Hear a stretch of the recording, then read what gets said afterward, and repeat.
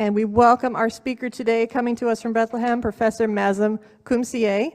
Professor Mazin Qumsiyeh was born and raised under Israeli occupation in Beit Sahour, the biblical shepherd's field, just on the outskirts of Bethlehem. This is where he now lives. He has been on faculties at the University of Tennessee, Duke, and Yale University. In 2008, he and his wife, Jessie, returned to Palestine, starting a number of institutions and projects, such as clinical genetics laboratory that serves cancer and other patients. In 2014, they founded and now run the Palestine Institute for Biodiversity and Sustainability, PIBS, at Bethlehem University. Professor Qumsiyeh has published over 160 scientific papers, over 30 book chapters, and several books on topics ranging from cultural heritage to human rights to biodiversity, conservation to cancer. Notably, his books include Sharing the Land of Canaan, Human Rights in the Israeli-Palestinian Struggle, and Popular Resistance in Palestine, A History of Hope and Empowerment. He has given hundreds of talks in 45 countries around the world and has been interviewed regularly on TV and radio. Appearances in U.S. media have included Washington Post, New York Times, Boston Globe, CNBC, C-SPAN, and ABC, among others. And thank you to Reverend Judith Ilya for giving us the opportunity to share with you. Thank you so much for being with us today. We appreciate it. Thank you very much for having me. It's really an honor to be with you across these thousands of miles and on this side of the globe where things are not quiet. You have a lovely area where you are, and you enjoy good weather and good people and good companies and a relative peace, and nobody checks your ID cards, nobody prevents you from moving from one town to another.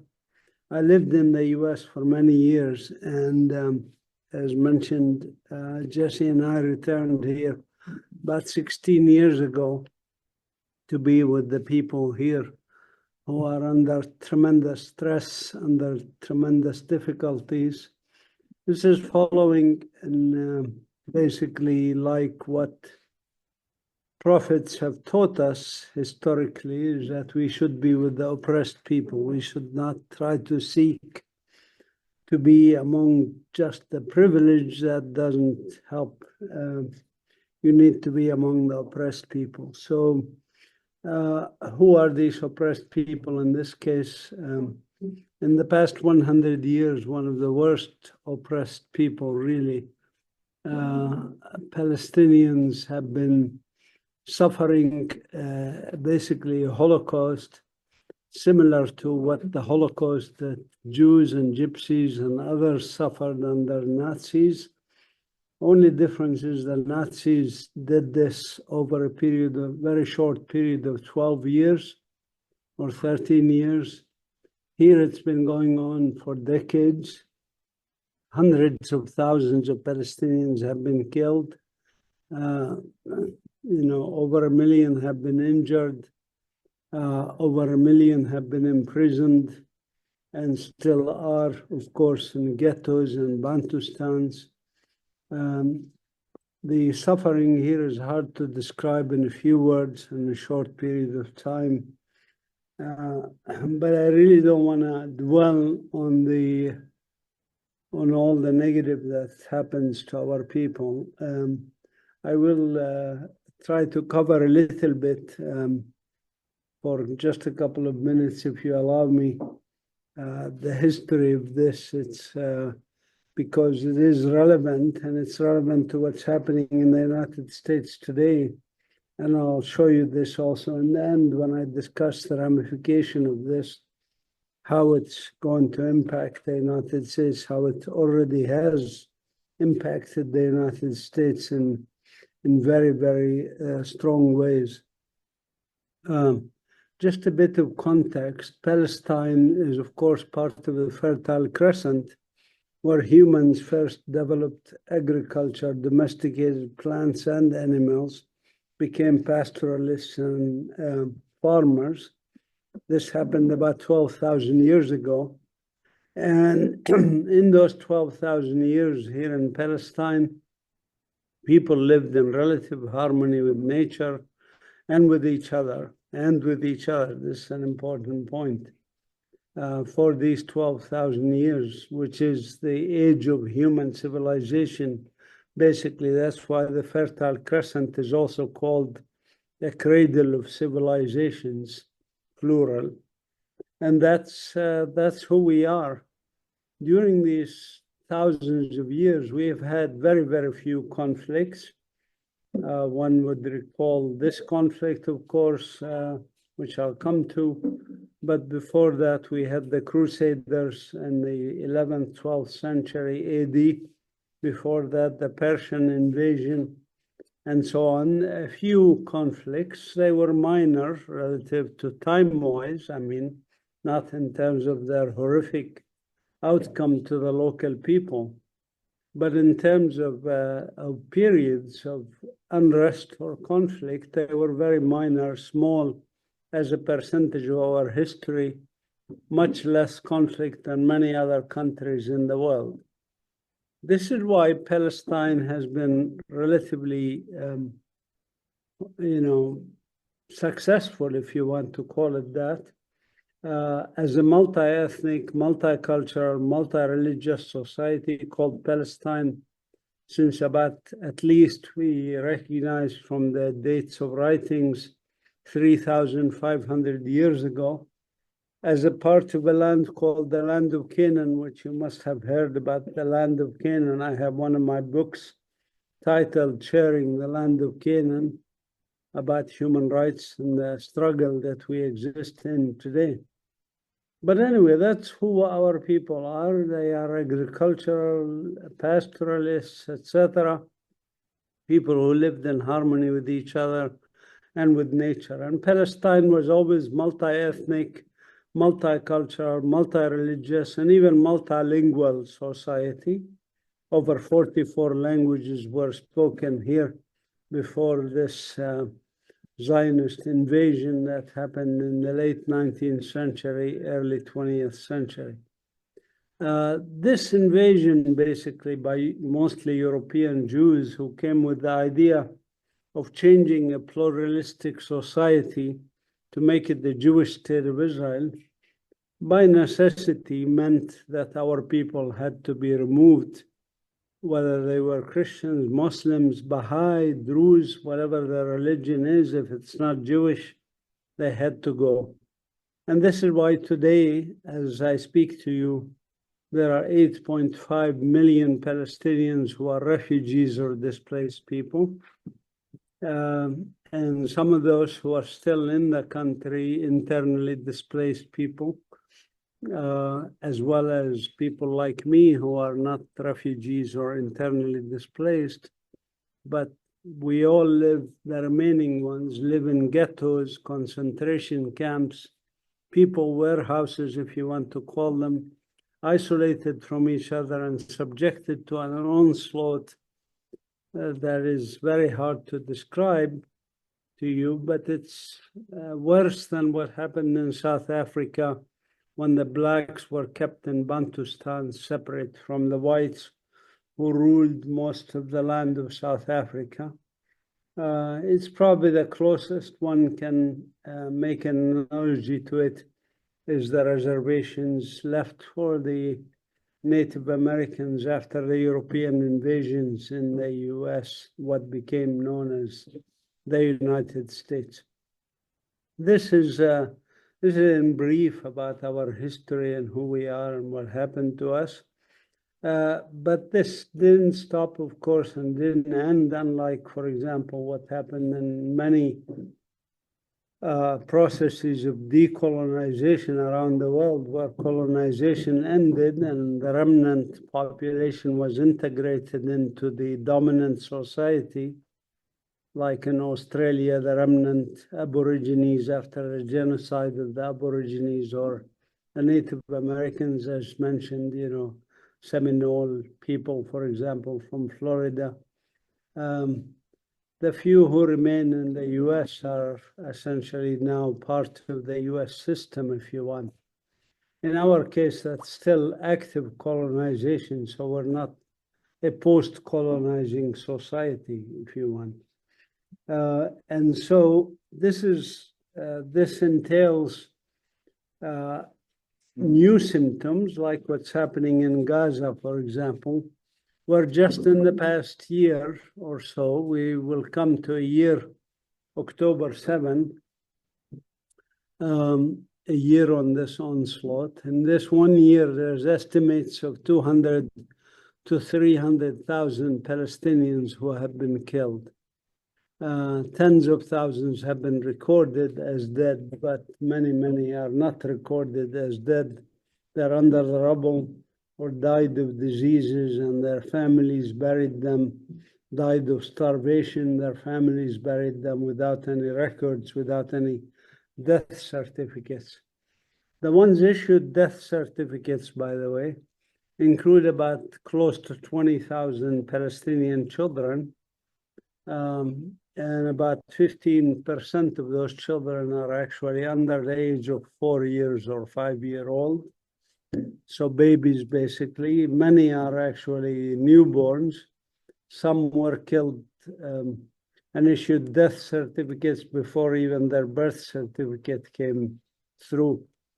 But this is still ongoing, of course. And now Israel is expanding this genocidal war into Lebanon. And as you may have heard, there's bombing areas in Lebanon, and unbelievable that they rigged thousands of cellular phones and beepers with explosives that have injured thousands of people in Lebanon. And killed, I think, so far about 40 people recorded dead from these explosions, including children and women, of course. This is ongoing, and the story continues, so to speak. Now, this is what I call symptomology of colonization, and it's understandable in context of colonization. Colonization is always violent. You cannot come to somebody's land and claim it for yourself, shiny city on a hill, whatever, manifest destiny, God sent us here, promised land, all of this stuff. You cannot do all of that without committing violence. So it's understandable, not excusable, but understandable in the context of colonization. The last thing I want to say really is about why it's relevant and why you should care about this. And it's not just because you already do care, of course, about the humanitarian situation, and Unitarian Universalists have always been working for peace and justice and human rights historically. And when I was in the US, I used to go to even those meetings. It's not just on the moral ground, and this perhaps is the moral issue of the 21st century that we are talking about. But it's not just that, of course. It's also relevant because it's going to destroy this planet Earth if we allow it to continue. Let me explain why this is.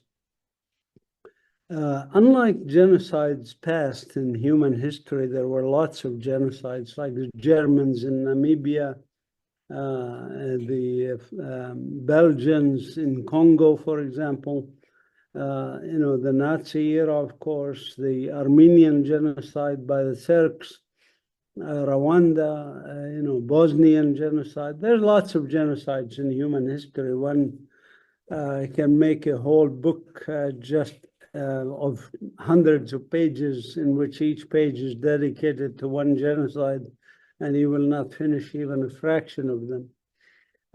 But it is unusual, this particular genocide in world history, because it's happening in this so-called Holy Land, a land that's of course dear to billions of Christians and Muslims, and about 15 million Jews around the world. 2.6 billion basically Christians, about 1.8 billion Muslims in the world. This is considered a holy land. And so I would say more than 50% of the world population considers this land important to them. This is an important difference. Second important difference is that this is broadcast live. Previous genocides like in Congo or in Namibia, it was not broadcast live and there was no internet and things like that. This is now broadcast live. Everybody could see it. Everybody could witness it. Nobody could claim they didn't know about the genocide.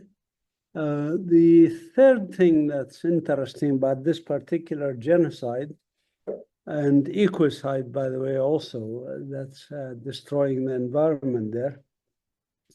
But it is also, interestingly, not perpetrated by one government. It's perpetrated by many governments. This includes, unfortunately, our United States government. I say ours because I also have US citizenship. I pay taxes. So my tax money is going to support this genocide. American boots are on the ground helping the genocide. American airplanes are the ones bombing. American bombs are the ones that are being dropped on refugee camps and obliterating whole neighborhoods and so on. So this is kind of unusual in world history. There's also other governments, of course, that support, but not any bigger than the US government. The US government supplies basically 90-some% of what this genocide entails. Without the US support, it would not be happening. The German government, to a lesser extent, of course, and between the US and the German government, 98% of the weapons sent to Israel comes from those two countries. Billions of dollars are sent by taxpayers, and also the US is fighting wars in the Middle East on behalf of the Zionist lobby in Washington, D.C.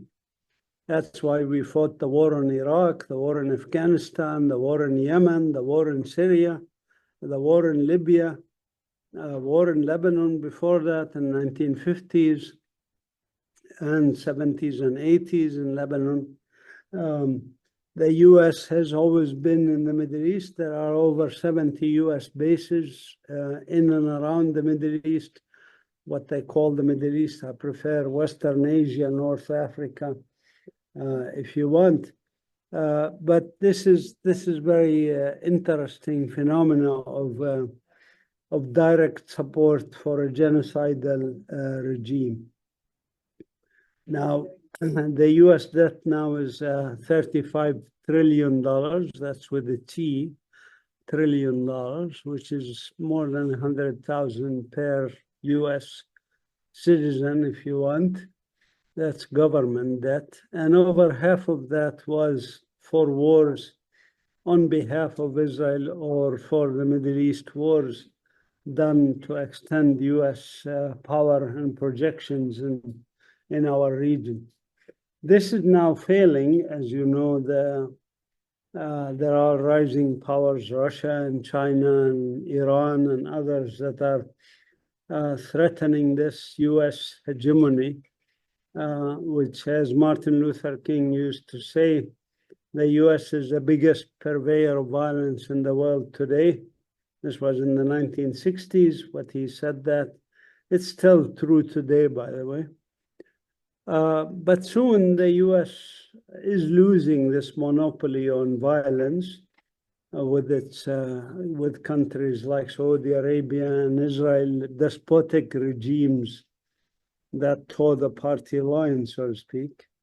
They're beginning to lose this, and we're moving to a more multinational or multi-nation dispersion of power around the world.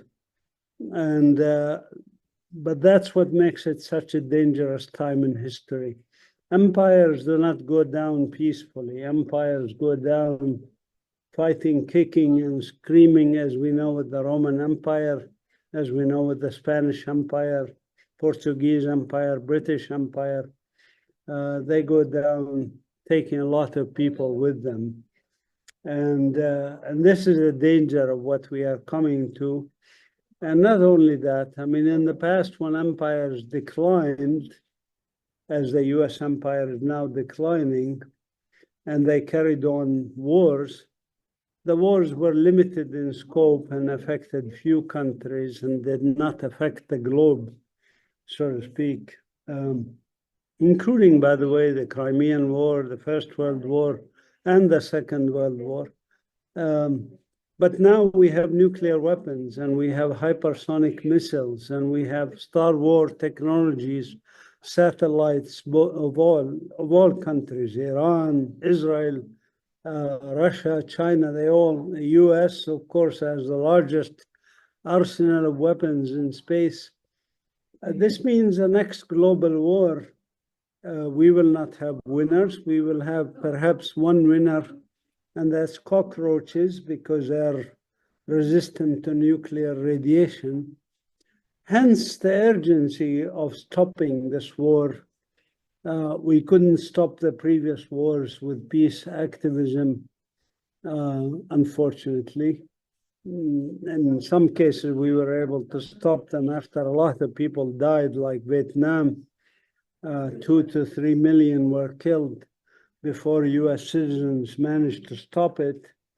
But in our case, you know, we must stop it now. We must stop it urgently. And I leave you with this urgency.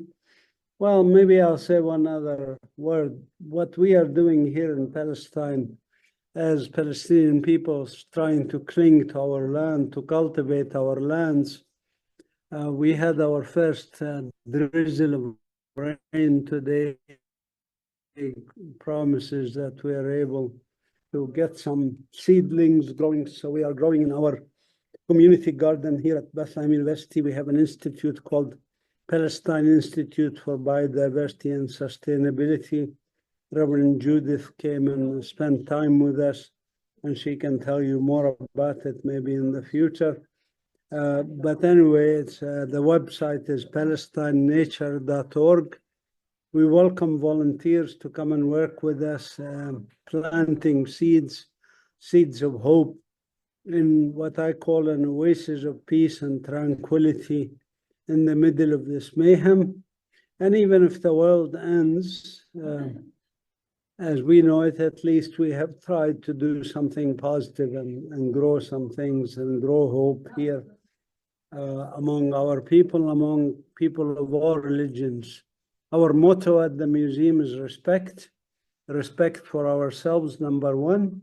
That's empowerment for indigenous people. And second is respect for other human beings, regardless of their religion or background. And the third is respect for nature, the animals and plants that share this beautiful planet with us that we should not destroy. So we work also on things like climate change and pollution and so on. I'll stop here because if we have time for questions, that'd be great.